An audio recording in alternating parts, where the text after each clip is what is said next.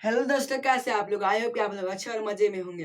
मेरा नाम है सुनील। पढ़ने वाले हैं हिंदी व्याकरण का टॉपिक, इसका नाम है समास। यानी कि इसलिए हम समास के बारे में जानेंगे। सबसे पहले समझते हैं कि समास होता क्या है और उसके कितने भेद होते हैं। समास क्या होता है? जब दो शब्द, दो या दो से अधिक शब्द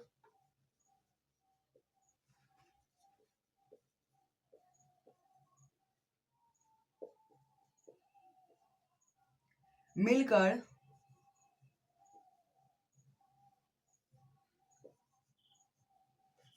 नया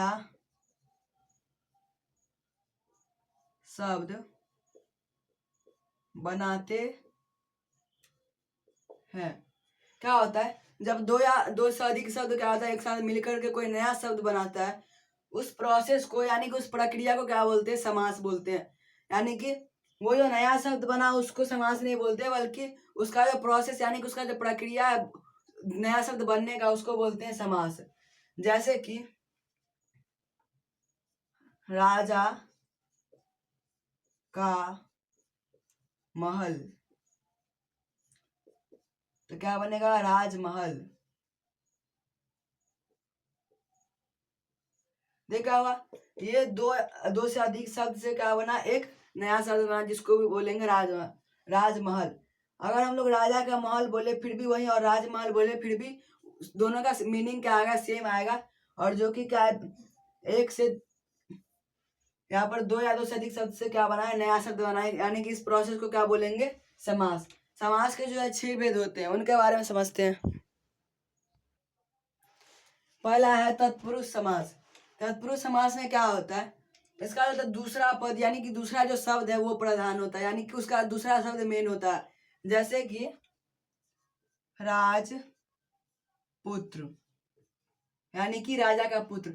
यहाँ पर राज जो है ये ज्यादा मेन है, बल्कि यहाँ पर पुत्र जो रहेगा वो ज्यादा मेन रहेगा।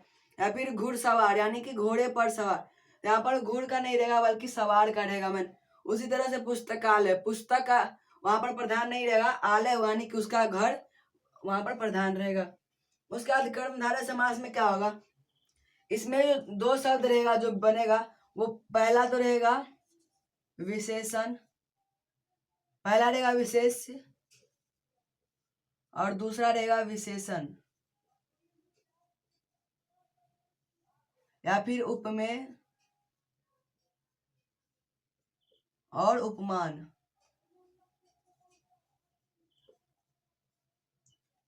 यही दोनों रहेगा। जैसे कि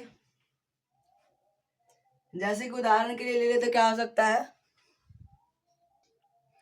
जैसे नीलकंठ,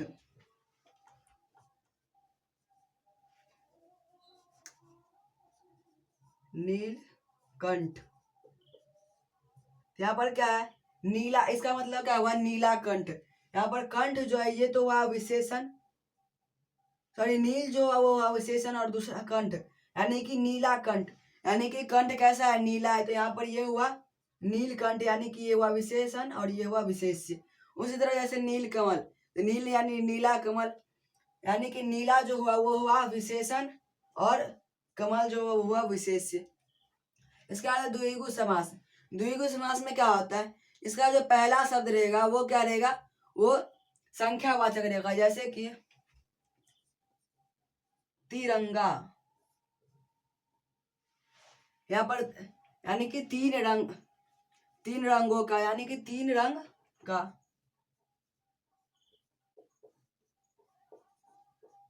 तो यहाँ पर क्या हुआ? तीन।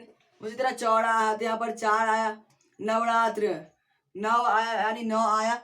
इसी तरह से द्विगु समास में, यानी कि इसका जो पहला शब्द रहेगा वो क्या रहेगा? पहला शब्द रहेगा संख्यावाचक, यानी कि वो गिनती करने लग रहेगा। उसके बाद द्विंग समास। द्विंग समास में क्या होता है? दोनों दोनों साइड का जो शब्द रहेगा वो दोनों क्या रहेगा? बराबर एक समान रहेगा। जैसे माता पिता, भाई बहन, राधा कृष्ण, ये सब क्या? दोनों साइड जो रहेगा वो समान शब्द रहेगा। उसके बाद है अविभाव समास, यानी कि जिसका जो क्या रहेगा? पहला शब्द जो रहेगा वो रहेगा अव्य। जैसे कि प्रतिदिन, प्रतिदिन क्या होता है यहाँ पर प्र जो है ये हुआ प्रत्यय हुआ, अव्यय हुआ यानी ये क्या हुआ अव्यय हुआ प्र। उसके बाद जैसे कि और उदाहरण के लिए ले ले तो यानी के लिए क्या हो सकता है भर पेट, क्या हुआ भर पेट। यहाँ पर ये जो भर है ये क्या हुआ ये हुआ। अब उसी तरह से आजीवन, तो यहाँ पर आ जो है वो रहेगा वो क्या है अब है। उसके बाद बहुव्रीहि समास, जिसका मतलब क्या होता है इसमें जो होगा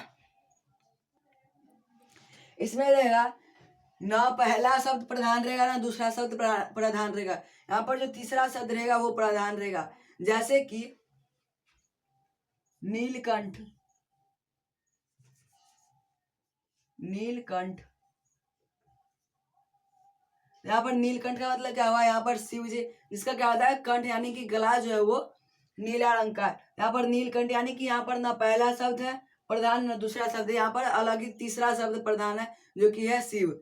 उसके बाद नीलकंठ का मतलब क्या हुआ नीला है कंठ जिसका यानी कि जिसका कंठ जो नीला है यानी कि शिव। इसके बाद दशानन, दशानन ले ले उदाहरण के लिए यानी 10 है आनंद जिसका 10 यानी कि 10 हुआ और आनंद यानी कि मुंह सिर जिसका यानी दशानन यानी कि सिर 10 सिर किसका था रावण का था। यहाँ पर दशानन यानी कि रावण, यहाँ पर ना 10 का प्रधान है और ना ही आनंद प्रधान है। यहाँ पर क्या प्रधान है रावण यानी कि जिसका जो था 10 सिर था जिसके पास वो हुआ दशानन। उसके बाद हुआ जैसे कि लंबोदर, लंबा है उधर जिसका यानी कि लंबा यानी लंबा और पेट उधर यानी कि क्या होता है पेट होता है यानी कि जिसका पेट लंबा है यानी कि गणेश जी। आई होप कि आप लोग यहाँ तक समझ आ गया होगा। इसके बाद हम लोग मिलेंगे नेक्स्ट दिन, तब तक के लिए bye take care thanks for watching.